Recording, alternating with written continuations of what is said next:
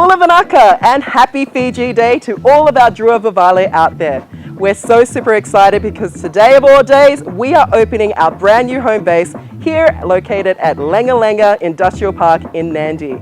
Now the team, our staff are all so super excited and been counting down these days because we have brought the Fijian Drua back here to Fiji on home soil and set up our base.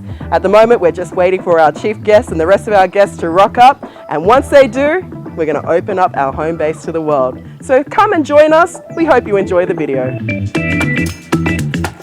Today we welcome many of the players to test out our state-of-the-art training facility here, where the entire Drua squad will in fact assemble from this Wednesday.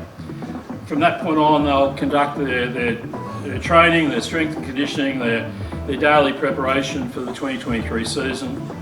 It is a true partnership, this, and what I can see is Fijian rugby, because of this, will continue to go strength to strength. Your players won't have to go abroad. You know, they can stay here playing top competitions, and this will not only improve the Drua, but it will also improve the national team as well. 5, 4, 3, 2, 1.